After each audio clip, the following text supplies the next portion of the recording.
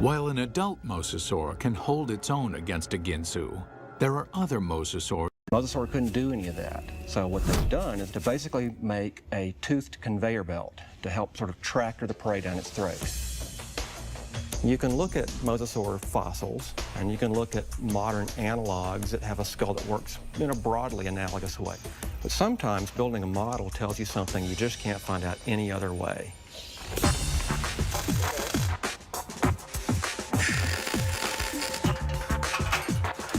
Dr. Lamb works with Real Effects in North Hollywood, California to build a life-size mosasaur skull, complete with a set of death-dealing jaws.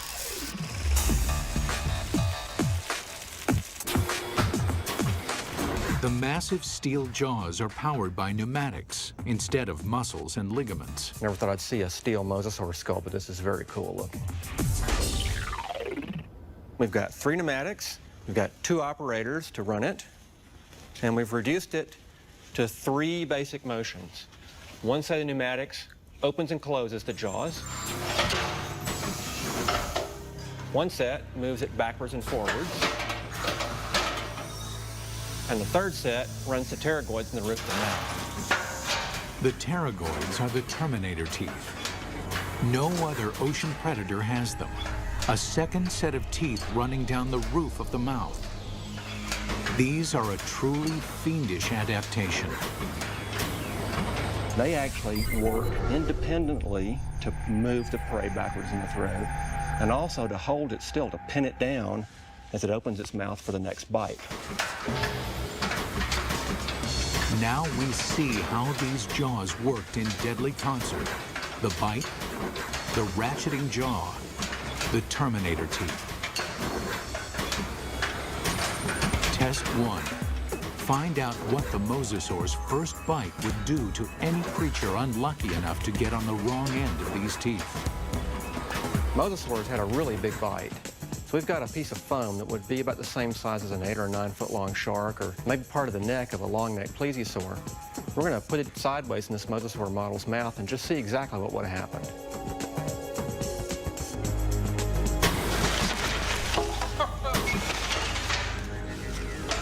Well, that's going to leave a mark, isn't it? That's a broken neck. I'm pretty convinced that this thing would have probably killed something with the first bite. First time it bit down and ratcheted back like that, the thing's neck is broken.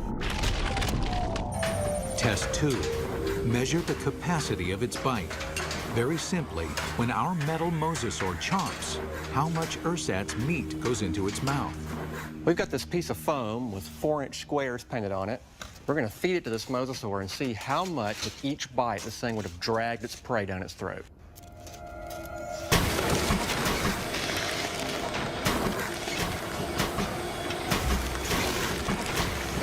In one bite, our mosasaur easily consumes 4 feet of flesh. That means this mosasaur could eat a 20-foot animal in 5 bites. Or an adult human in a single gulp. It's not just the size of the bite. Inside the mouth, the teeth are virtual meat hooks. Dr. Lamb demonstrates with a hunk of ballistics gel, which is similar in consistency to human flesh.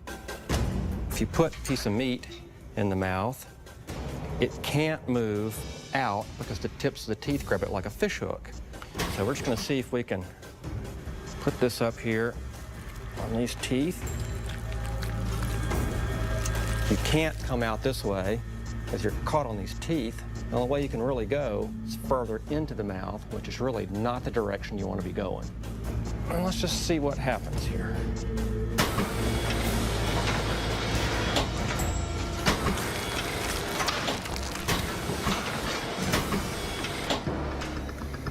Well, I don't think there's any doubt that you wouldn't want to be a swimmer in a late Cretaceous ocean.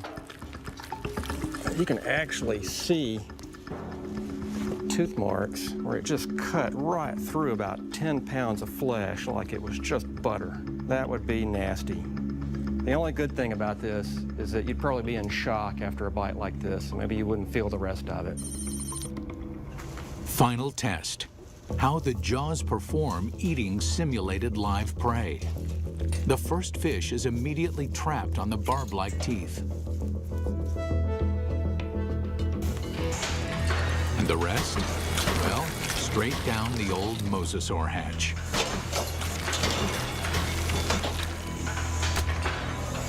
In 20 seconds, our captive mosasaur can eat 500 pounds of fish. Why? It doesn't bother to chew them.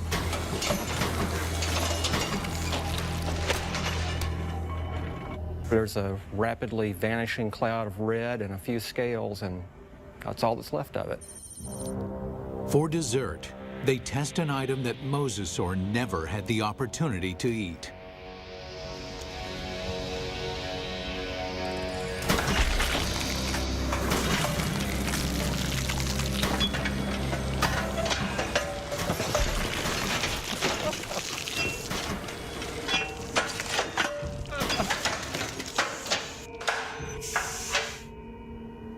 Wow. Well, I'm not sure what we learned by that, but that was quite satisfying. It's abundantly clear why mosasaur is the ultimate success story of evolution, growing from a 3-foot lizard into an alpha predator.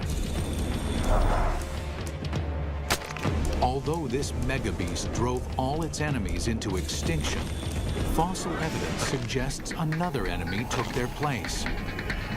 And this enemy is something the mosasaur has never seen before.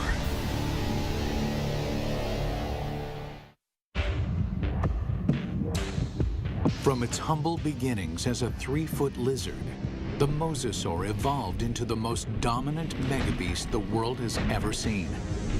Nothing in the ocean can kill it, let alone live with it. But the threat may have come from another direction. What we're looking at here is what I would like to call a paleo crime scene. It's a very old cold case file. Scientists studying mosasaur fossils find evidence of attacks on these giant reptiles. There's a healed bite mark here, this raised ridge. There's a second puncture wound here with this lip of reactive healed bone around it. There are 2 marks up here on the top of the skull, and it probably killed the animal fairly quickly. What animal is vicious enough to attack the deadliest creature in the sea?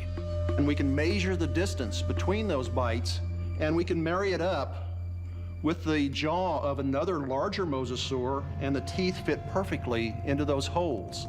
It makes perfect sense. The only thing mosasaur had to fear may have been mosasaur itself.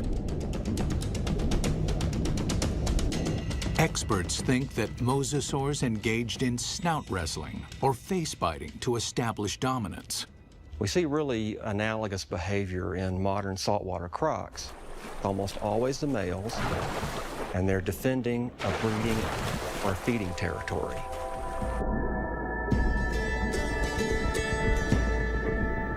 A mosasaur battle unfolds like a bizarre undersea ballet.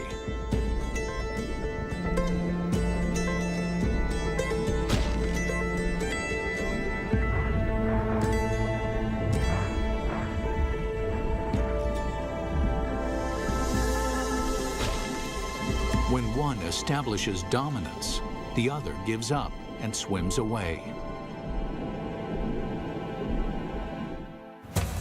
This type of competition is common animal behavior.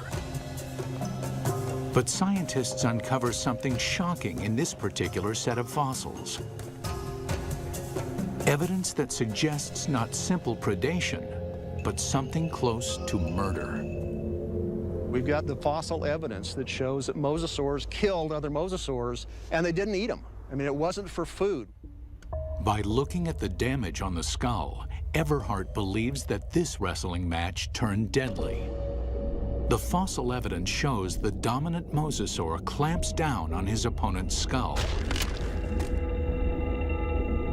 And as the skull of the mosasaur rolled to the side, these teeth pulled out and left these big drag marks across the bone, very deep wounds. Not only is the skull crushed, but evidence suggests the killer then broke the victim's neck. We found the neck laying off like this at a 45-degree angle to the skull, indicating that it's probably broken right up here next to the brain case. Not even great white sharks or saltwater crocs deliberately kill their own kind. They killed, kind of like humans, they killed for other reasons than for food. And mosasaurs were different in that regard. We don't see that in very many other animal groups.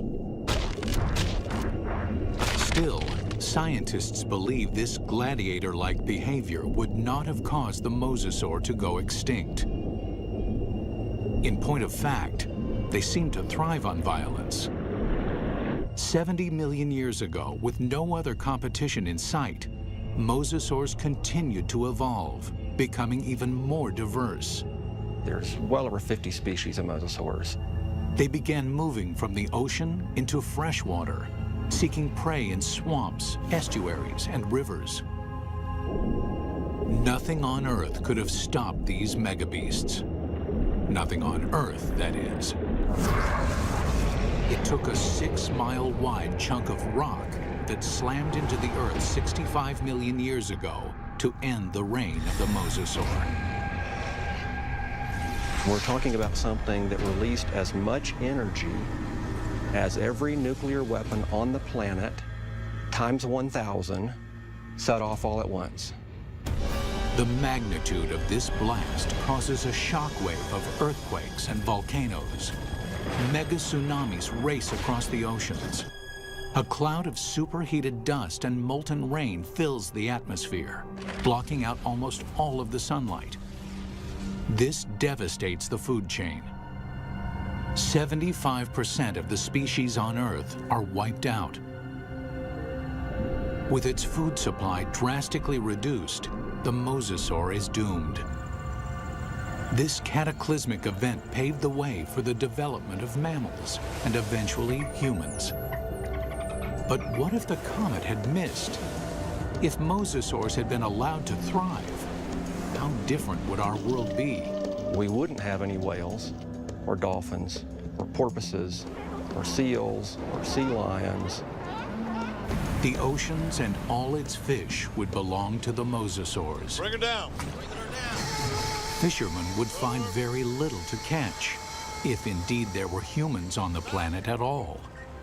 These would be very ferocious, very hungry, active marine animals that you wouldn't want to share your ocean with. It's fascinating and frightening to contemplate what might have been had these megabeasts survived.